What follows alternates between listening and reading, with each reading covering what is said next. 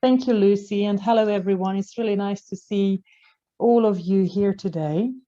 I hope you will enjoy this webinar about how you can use Shakespeare in your language classes. And what we are going to do will be practically very simple. We will focus on 3 plays, but of course you can use these ideas with any play that you choose for your classrooms. And I will teach you how you can integrate Shakespeare's language and Shakespeare's plays in your language classes from B2, B1 to B2 and B2 plus levels through text, activities, and videos. So I think the best thing to do is to get started right now. So let's start with a short game to warm you all up for this webinar. I'd like you to look at these paintings and tell me which plays you think they are related to. So maybe you are still joining and you are still finding the chat box. So if you can guess the title of the plays, just put it in the chat box. Why do I think that it is a good idea to do this kind of warm-up?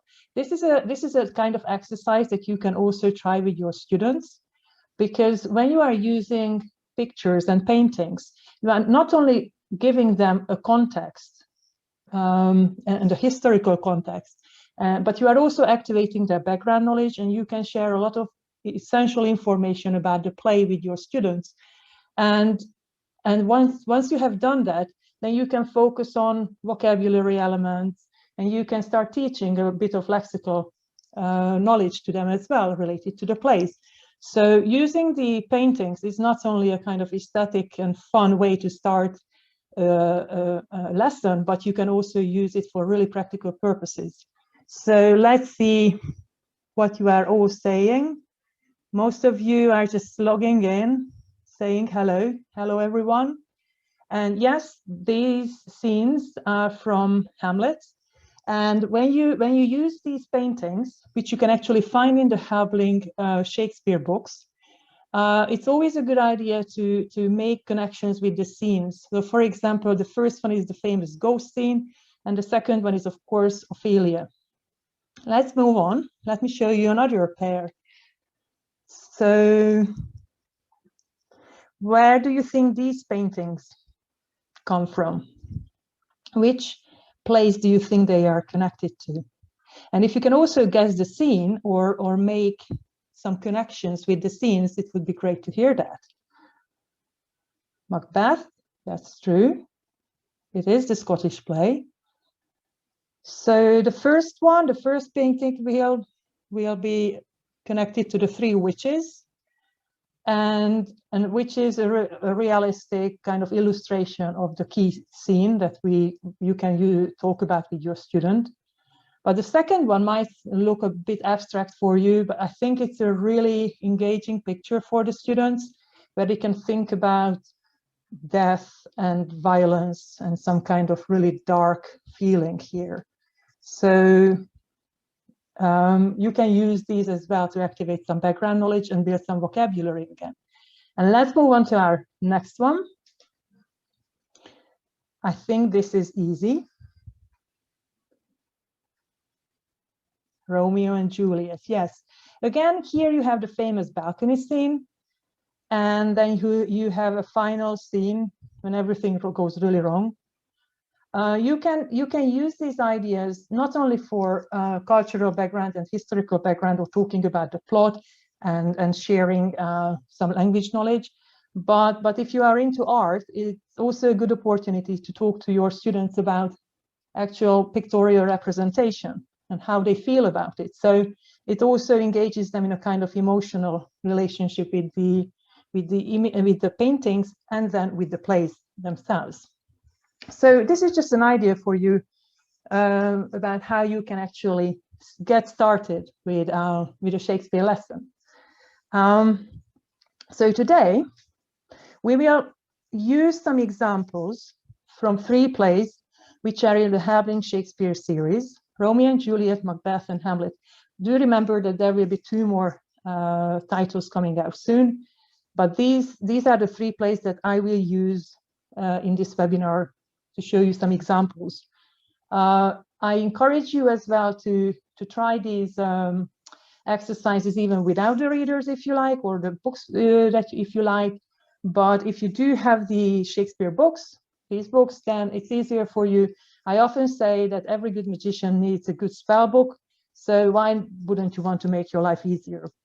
A couple of ideas. I don't know how much you know about the actual structure of the books. Each book contains 8 key scenes in which you find the original script. And next to the original script, you will find a summary of that scene in modern English. So the students won't really have problems with understanding the original text. Each key scene is then followed up by understanding and analyzing the text, and it will have each chapter will have a language focus with grammar and vocabulary activities. They each have cultural pages which expand the actual scene, and you can go beyond. And you will have a double page on performance ideas, and you will also have some test exercises. So if you are into that, you can still engage your students in some practice exercises. So this is just to give you an idea of what each book contains. And it doesn't mean that you have to read the whole play or you have to work with the whole play with your students. It's enough to focus on a key scene because that's more manageable, let's admit it. So the plan for today, we will have 3 topics to explore. The first is the relevance of Shakespeare, and then we will talk about language and skills development. And finally, I will show you some ideas on how you can prepare for a performance through a video lesson. So the relevance of Shakespeare. I can give you 3 very good reasons for using Shakespeare in your English lessons. First of all, to get you thinking about that, let's do this little language game. Which words and phrases do you think come from Shakespeare? You can just put your answers in the chat box. Someone is saying all. Someone is saying all of them. Fair play, 3 and 4. Any more guesses?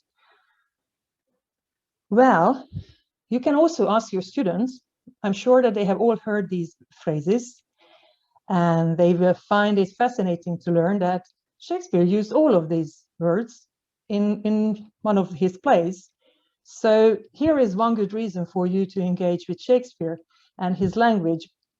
Our modern English is full of ideas and full of phrases and words invented or used or introduced by Shakespeare. So one good reason for you. Another good reason is that Shakespeare is everywhere. Wherever you go, wherever you look, you will find a reference to Shakespeare. He is in the cinemas, he is in the national theaters, he was in the cinemas decades ago, and there are more and more adaptations coming out of Shakespeare's plays. If you travel around the world, you will see him in Europe. If you go to London, you will visit the globe. So I think that it's part of an English language education and development course that you focus on Shakespeare as well. And finally, so we have the linguistic reasons, we have the cultural reasons, and here we have some philosophical reasons as well. Shakespeare's plays are about love, family, friends, ambition, and the big questions of life. And they also touch upon the questions of revenge and moral questions as well. So these are exactly the questions that our teenage or even adult learners are facing in their everyday lives. So it might be a philosophical approach, but actually is a really down-to-earth, realistic approach to Shakespeare, that if I talk about his plays, I'm actually talking about my own ideas, my own emotions. So 3 good reasons. I think they are good enough reasons. Now, let's see how we perceive Shakespeare in culture. We have 2 perspectives. One is that he is part of high culture, he's part of the canon, he is this really respected author with really important plays that we have to study, analyze, explore. And at the same time, he's also there for entertainment. And let's not forget that he wrote for the actors, he wrote for the people. So we should bring it back to our understanding of Shakespeare, this kind of idea of entertainment and engagement and performance. So he's universal, but he's also really human, and he's also really, really realistic in a way, and it's really fun at the same time. But I don't know what your experience was. My experience was that I had the chance to engage with Shakespeare's play through theater groups at university, but I also had to pass the exams. And unfortunately, a lot of students think of Shakespeare as a kind of subject or exam material, and that's not really flattering, and we don't really like that, right? So how can we change this? One way to change it is through engaging group activities and discussions, and also we could just focus a little bit more on performance and make it more active. So all these little different perspectives can be brought together through this image here. And I'd like you to remember this image and imagine a wave that's going through the different stages of how we think about Shakespeare, because we can put him high up here and think about him as a kind of abstract philosophical cultural author, but we can start unpacking this image and bringing it down to earth and bringing him into the classroom in a really engaging way through learning about the historical references and learning about how he wrote for the people and for his actors. And then finally, we can create concrete experiences and classroom experiences for our students. So we can make a nice little wave from this abstract idea to the concrete experience itself. Or you can go the other way around. You can start with the concrete experience and then build it up. It's up to you, and it's up to what your students prefer. But thinking about this wave is a good way to think about why he's relevant and how we can make links between these relevant points. So I hope I was convincing enough for you that you need Shakespeare for your English classes. Now we can move on and concentrate a little bit more on language and skills development. When I say that we use Shakespeare in the classroom through a text-driven approach, I'd like you to think about engaging with the text in many different ways. And of course, as I said, ideally, we all read the original texts and we are familiar with them, we like them, or we just watch theater performance and read the text along. But we can't expect all our students to do the same thing. So I think it's a good idea if you choose a key scene, just like you find in the Helbling Shakespeare books themselves. Each chapter, as you might remember, focuses on a key scene. That's what you see on the right side. I always bring an example from the actual books. So choose a scene that you like. It can be a really short one. It can be just 2 pages. But what you can do is that it's a close reading of this text with your students. This way you can activate their reading. Reading becomes interactive, and reading should never be passive, we know that. But here you always have something to do if you engage with a play. And of course, once you have done that, you can focus on the cultural links, and then you can think about how you could perform it in the classroom or even out of the classroom. But we can talk about it later. So one of the major issues I think all of us face is that we have to admit that Shakespeare can be quite intimidating. Not him, but his language can be quite intimidating. And it's mostly because of the Renaissance grammar and vocabulary and all this kind of old English that he used. I've myself found it quite difficult at first to engage with this kind of language and this kind of English. But once we get to think about Renaissance grammar in a fun way, and we ask our students to become code breakers, Then you change the whole story, and then you can have fun with transformations or translations. And it actually helps also your students with grammatical awareness, even at B1 intermediate levels and up, of course. So to help you with this, I have put together, based on one of the exercises in the Shakespeare books, 3 rules, 3 simple rules that can help you get started. So rule number 1, think about the pronouns and become familiar using with the pronouns, and be really comfortable with using the pronouns themselves. Once you have done that, you will realize that the other words are actually very similar to our modern English. So here's one rule for you and for your students to learn. You can highlight, of course, the difference between thine and thy, and you can start talking about vowels and consonants. So here you can go deeper into language analysis. Another rule can be thinking about the verbs. Here again, they just need to find a pattern, and they need to understand what becomes what.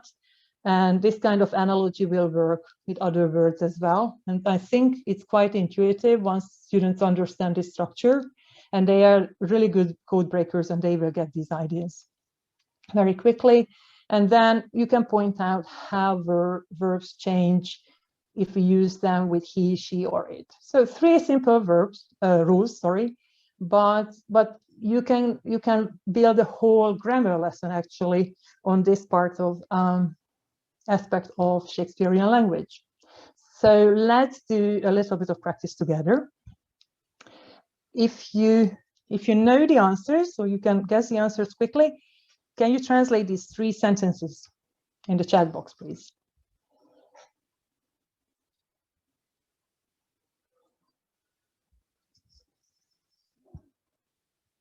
Are you not Romeo?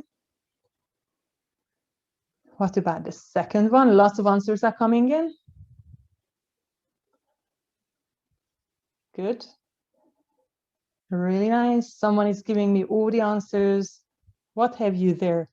I see you know all these rules already. So it will be pretty easy for your students as well to get it right. So here are my answers. Are you not Romeo? What have you got? What are you wearing? Good. Let's see another practice exercise now. Let's translate from modern English back to Renaissance English.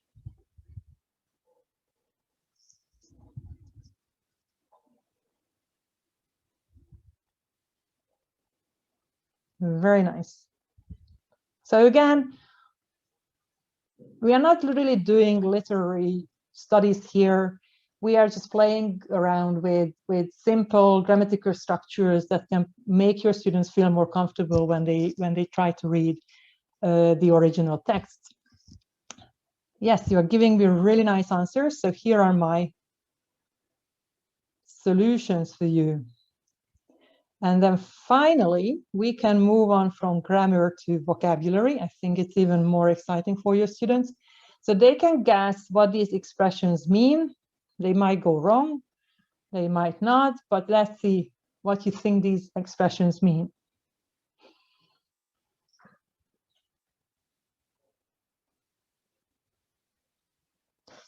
And if you can get your students to start writing text messages for a day, or just taking notes during a lesson in Shakespearean language or Renaissance English, I think that can be quite fun for them to experience. It's kind of coded messages nobody else understands.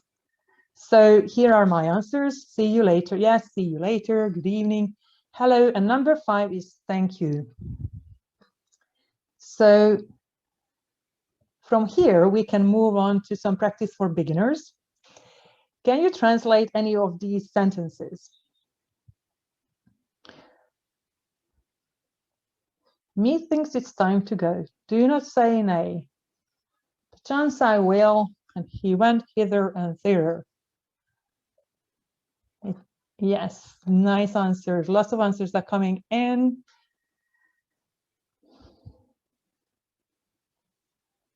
Good.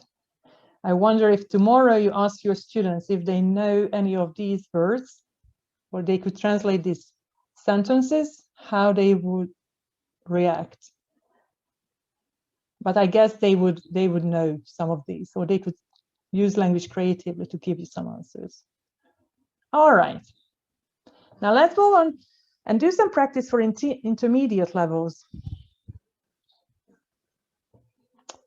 Which word or phrase do you think was invented by Shakespeare in these sentences?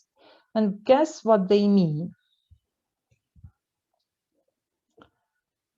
So number one, in Batman films, the arch villain is often the Joker.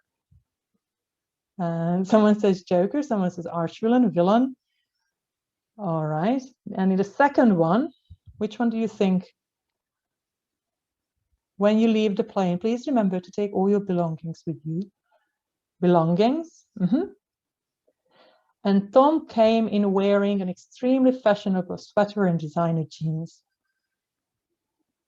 Fashionable. Who would have thought? But you were right. Archvillain, belongings, and fashionable have been with us for centuries. And they are present in Shakespeare's plays as well. I think it's pretty cool. And finally, I have one more exercise for you. This is Shakespeare for advanced learners. Of course, you don't need to encourage your students to insult each other, but when I tell my students about these phrases, they always find them amusing. So again, here's a tip for you. You can ask your students tomorrow what they think these mean. Number one, so people are saying someone is short and a fool. What about number two? What's your opinion of the other person? More of your conversation would infect my brain. I beat thee, but I would infect my hands. And yes, nice answers are coming in again. Let me show you my solutions. Of course, by the way, you will find very similar exercises in the Helbling Shakespeare books. More of these, of course. There will be fun quizzes as well, but you can create your own if you like, if you have the time to do that. Very nice. And let's move on from our focus on vocabulary to something more creative now.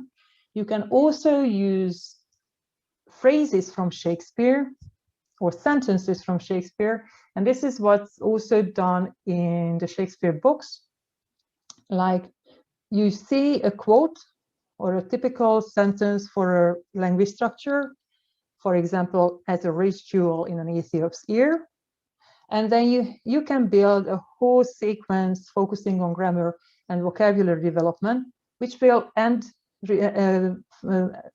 in a productive exercise, like you can see on the right side of the screen here. So you can talk about how you can use as for comparisons. Then here's a creative poetry writing exercise for you. You can talk about similes, metaphors, and comparisons. It's quite an innovative and creative way of using the language. And then, of course, you can ask your students to create something similar. Why wouldn't you want to do that? I think they always find it interesting when they can actually create something. So these were just a couple of exercises that you can do to engage with the grammar and the vocabulary. I think they are all really important. And apart from making us feel more comfortable about using the language, they also build and develop linguistic competence at the same time. So try one of these tomorrow. So I said that I would also talk a little bit about skills development. We started with images, and I think I'd like to reinforce this idea that it's a good idea to use images to get started and to activate vocabulary, because they get your students to talk about what they can see, I always experience that even young teenagers, if they are really shy, they will have something to say about the painting. You can ask your students, like, what's going on in the painting? What can you see that makes you say that?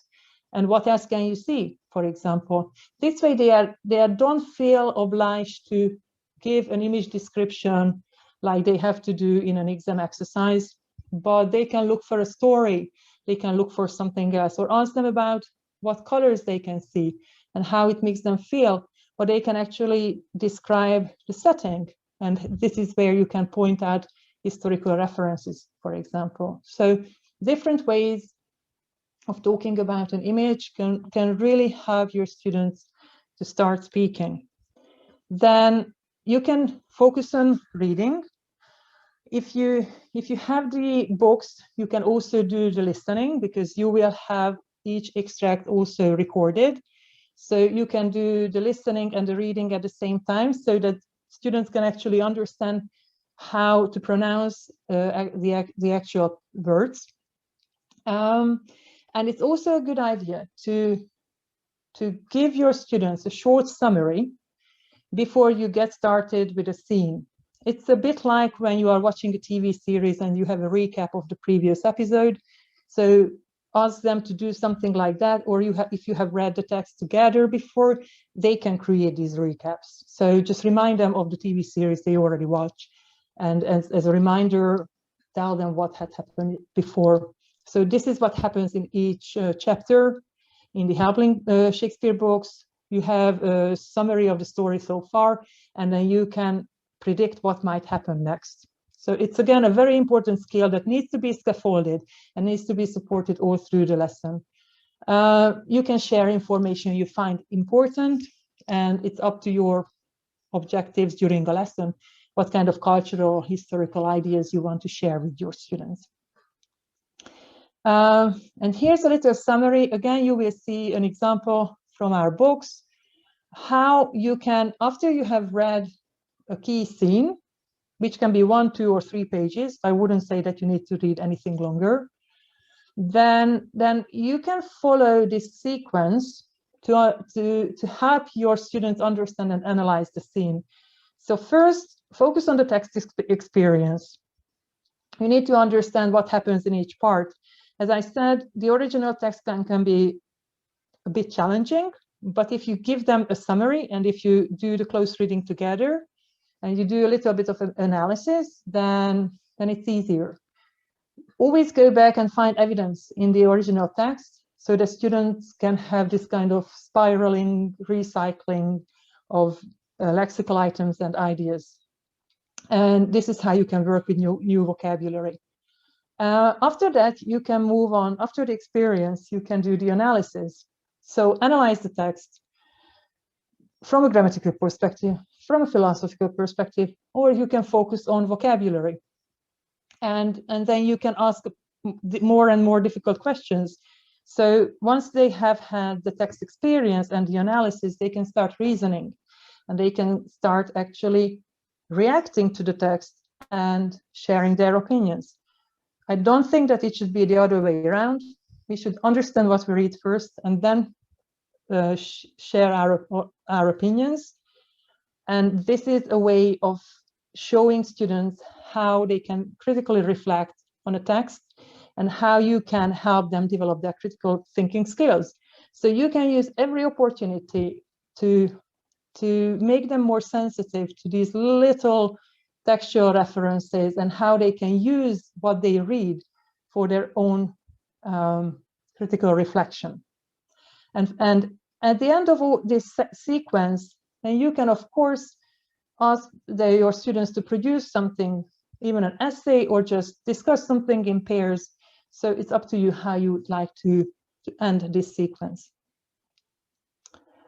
All right. And finally, one more important thing. Communicative competence also includes cultural competence and cultural knowledge.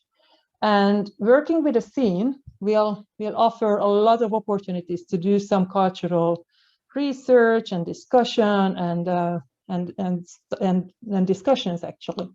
For example, here's a double page from the Romeo and Juliet Shakespeare book in our series. And this chapter in which the friar offers the potion to Juliet will have a cultural link and a text about medieval medicine. So here you can use a scene and go beyond it and explore it further and further. So you can talk about a lot of other things and cultural and historical geographical references. It's a good idea to watch a video together, read a short text together, look at a painting together or a picture, talk about the historical reference, and then you can start thinking, and students can do some more independent learning and research that they can then share with others.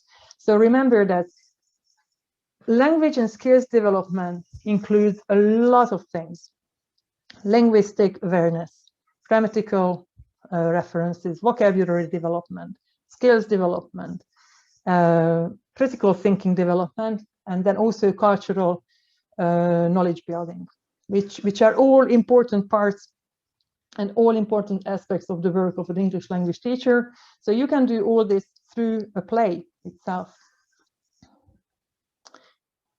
And now we can start thinking about, all right, but if Shakespeare wrote for the audiences and for the actors, what can I do? How can I integrate some performance in my own teaching?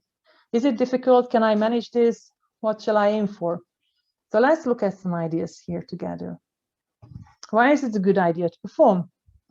I'm sure you have all your answers. I have collected a couple of ideas for you here.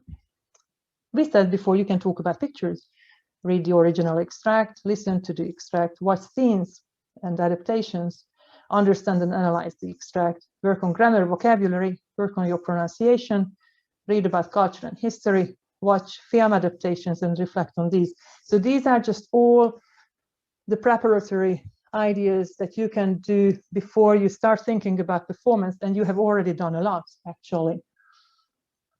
I have more reasons to give you why you should think about performance. When your students prepare for a performance, I'd like you to think about this experience as a process, and I don't think that we should concentrate on the performance itself, because the journey itself will be worth it, and it will be really engaging for you and for your students, and there's a lot to explore there. So try to focus on the process. When your students prepare, they can work as a group or a team. They can work individually, and they can think creatively, and they can practice the project approach, which is a really important skill today. And all along this journey, they have a purpose. So for example, if you look at these two images, one of them could be seen as a discussion, or you can think about it as a hot seating exercise. You will find a lot of examples and ideas for this in the Helbling Shakespeare books. So for example, here you can imagine that one of the boys is Hamlet, and all the others are asking questions from him, and they are helping this boy to prepare for the role. So one way of engaging students in discussions. And the other one will be a really exciting activity that I will show you in a minute. I also have some other ideas for you about the benefits of performing. Students also work with their gestures. They can train their voices. They can learn how to move on stage, and they can develop their speaking skills this way. Of course, not all of your students need to be on stage. And I understand that our students are cannot even be in the classroom today. But working with your gestures and voices and learning to move and focusing a little bit on movement and your body positions, for example, you can do that even in online lessons. They can turn online lessons into a fun, creative kind of club session. So something to consider, maybe. And maybe you have students who don't want to be on stage, who wouldn't like to perform at all, but then those students can have other creative skills. They can create a storyboard, design a set, they can design costumes, choose and create props, direct the play. So they have a lot of other things to do. And finally, 2 more good reasons. Psychological benefits. When you are working with a team or with a whole class and you are able to create something together or work towards an aim, it will boost your self-confidence, help students get together and collaborate. And there will be a certain kind of reward and satisfaction for everyone involved. And the pedagogical benefits are also there. It's motivating, it's active learning, and it will link all sorts of different skills. And let me repeat again, focus on the process, not just on the outcome. So how to get started? What you can do, choose a scene. Here are 3 scenes from different Shakespeare plays. You can choose a prologue. You can choose a dialogue or a scene with a lot of characters, but you might find it surprising. You can even choose, for example, Hamlet's first soliloquy and perform it as a class in a group. And I will show you a couple of ideas on how you can do that. So here is a workflow for you. These teaching tips were written and put together by Teresa Brett, who is an actress teacher. And she has a lot of experience in working with Shakespeare's plays. If you go online, I will show you at the end of the presentation how you can do that. And if you have one of our Shakespeare books, you will be able to see her workshop ideas, download them, and watch videos as well. But I have a little collection of the main ideas here for you to get started. So think about a warm-up activity, then choose a scene. You can read and listen to the text. You can go online and find, of course, an adaptation and listen to an adaptation online, or you can also use Hubling Ezone and the Hubling Media app to listen to selected scenes. Then think about the distribution of lines. For this, you will need easy-to-read text where students can actually take notes and analyze the text together. Again, you can download this from Helbling Ezone, the educational platform I will show you in a minute. Then think about the interpretation of the text. Talk about this text and ask your students how they feel about it and listen to their own responses and ideas.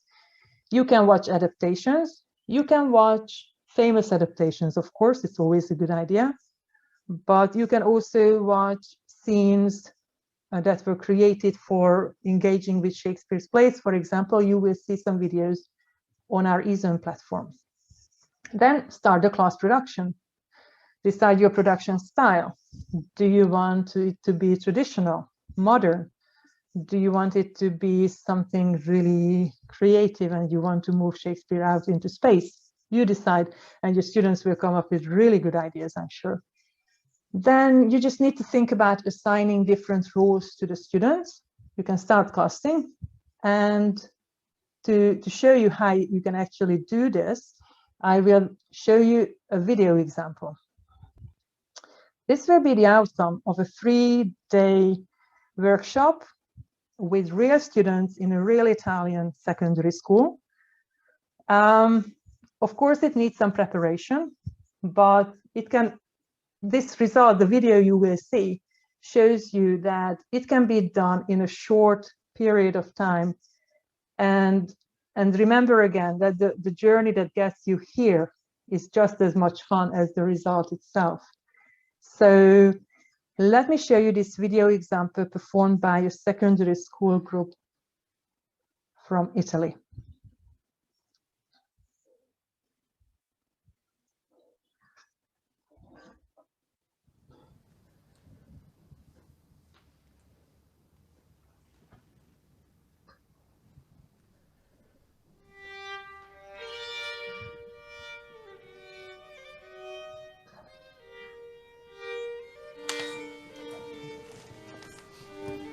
Two households. Both alike in dignity. In fair Verona, where we lay our scene, From ancient grudge. Hate.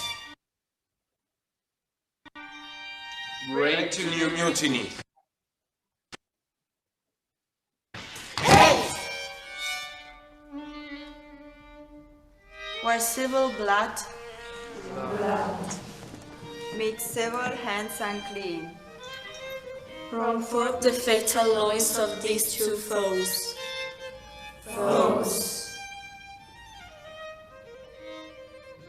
A pair of star-crossed lovers take their life.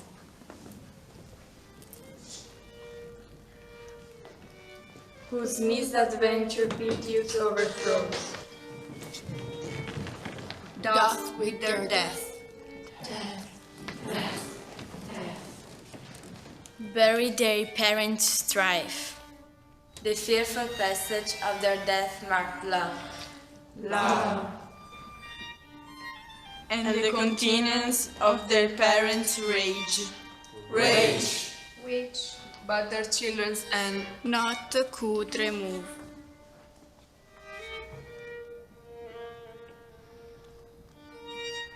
Is now the 2 hours traffic of our stage. The witchy few, with patient ears attend, what here shall miss, our toil shall strive to mend.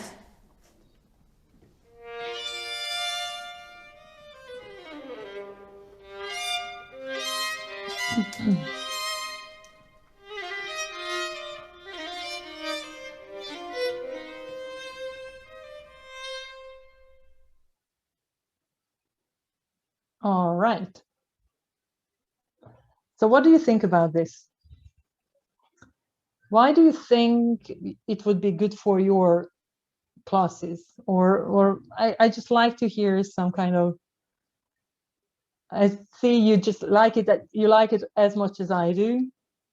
I find it amusing, and I find it particularly amusing because it's the low-cost performance. You don't need anything. You don't need big costumes to do something really effective and really beautiful. You just need a dark room, some good music, and some really great ideas to prepare this, of course. So let's see how you can work with this piece of text. So you read the text and do the activities to understand the text itself, because I imagine that you see that the students really feel what they are doing here. They really understand what's going on here. So what I told you about the preparation and how important it is to prepare and engage with the text will be seen in the result itself, in the performance. So it's a really complex process, and it's a really fruitful process in a way. So you need to engage with the text, download the scripts, which will help you work with the text more easily. Watch this video again, watch it with your students.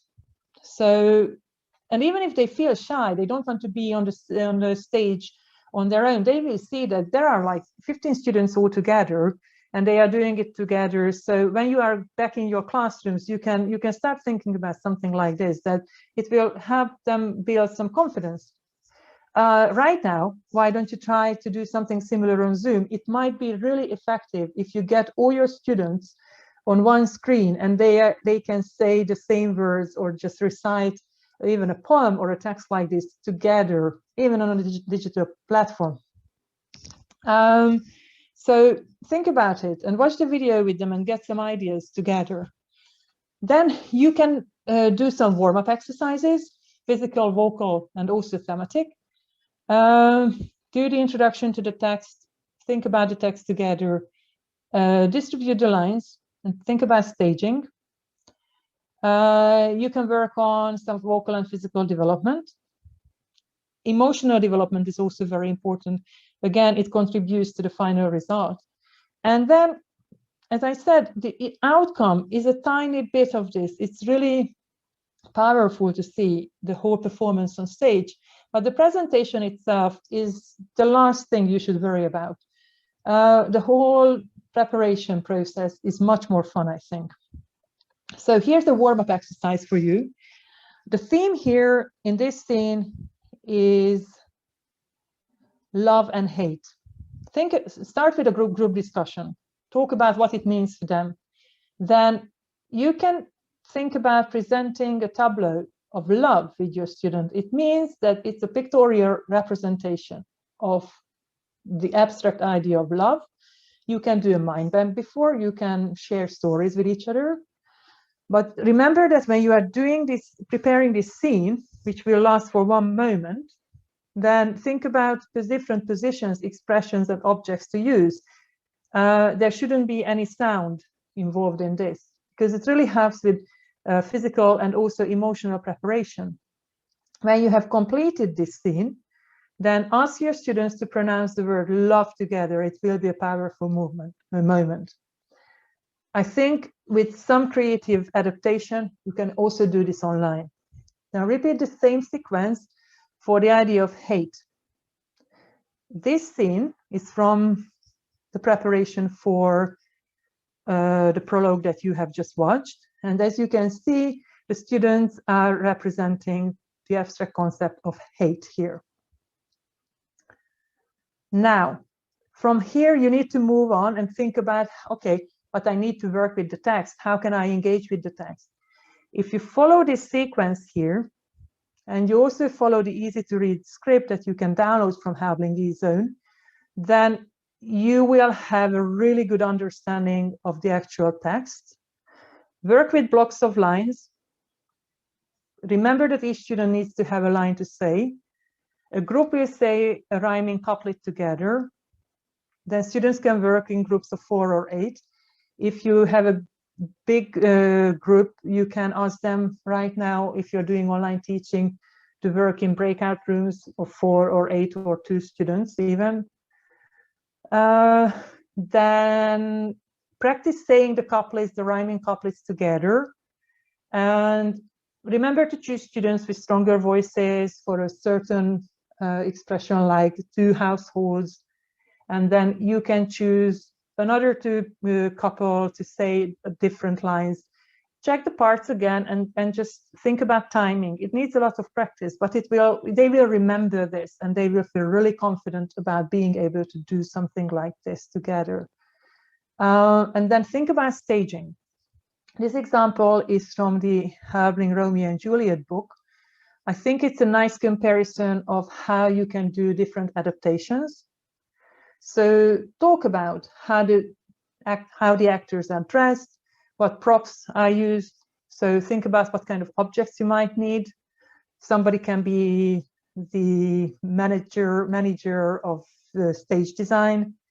Think about what colors you want to make prominent, what is behind the actors. So you need to think about the scenery and backdrop. And you never know, some students might just get into going to the theater through this, and they will be more interested in what goes on behind the scenes in a theater. Then, of course, you can just think about questions like this. So how would you dress the chorus for the prologue? What props would you use? Would you use scenery? Maybe you don't want to use scenery. And what indications would you give to the actors? So these are a lot of ideas to think about together. But again, it will engage students who are interested in doing more research, for example. After that, the very last part of your whole performance practice and preparation will be the presentation. So this can be a purpose, but if you don't want to make it into a big presentation and you might not be able to do it right now, only in the future, then think about doing a kind of creative alternative kind of presentation with your students.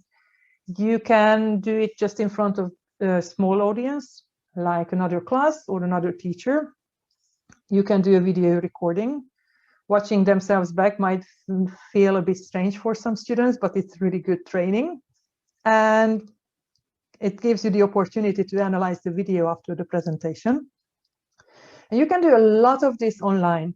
You can practice pronunciation, intonation, and do the voice training just online as well. And you can use Zoom to present as a group, or you can even record different speeches or different lines individually and work together then. So here are some ideas for you to think about presentation in the traditional and in a kind of digital and online way. And finally, I mentioned quite a lot of resources which are available online. So it's one thing to have the book, and then it's another really good idea to have some kind of online support. We offer 2 different platforms where you can find online support and extra ideas and activities. One of them is Ezone, which is an educational platform. It's a complete educational platform with activities, exercises, and teacher resources. Then we have the Hubling Media app, which you can download from Google Play or your Apple Store and use it on your phone or tablet. Let me give you just a couple of examples of what's inside each of them. For example, you see a screen grab from Hamlet. Once you have bought a Hubling Shakespeare book, you will find a code inside it. You need to register on Helbling Ezone, and then you can just activate the materials by entering this code. What you will get cyber homework, which are self-correcting exercises, so you can just forget about doing the corrections. I think those are the most time-consuming exercises a teacher has to do. So there are a lot of cyber homework activities. There are videos like the one we watched together before. You can download the easy-to-read scripts, use templates for set design and stage work and preparation.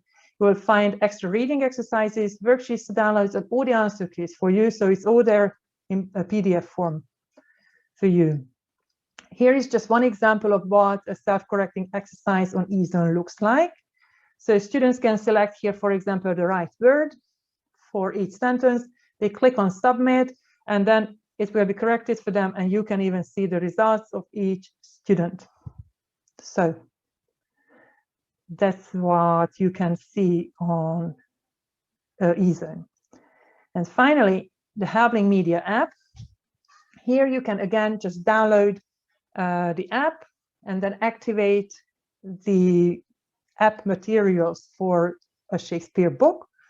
And for example, for Romeo and Juliet, you will be able to listen to all the key scenes and see a really beautiful painting along. So you can actually have all these recordings in your pocket. Students can listen to them. They can follow them also in their books. So it's a really nice kind of support for you to have. So, and to end this presentation, let me give you a very quick summary of my ideas for you. So when you think of Shakespeare, think of a kind of active learning text-based approach, which will help you with language awareness and grammar practice and vocabulary development. It will also help you with building cultural knowledge for your students. And by just being able to read a Shakespeare play alone or in a group, will really boost your students' confidence, and so will preparing a performance or thinking about doing a performance together. So boosting confidence is also a really important aspect of engaging with Shakespeare.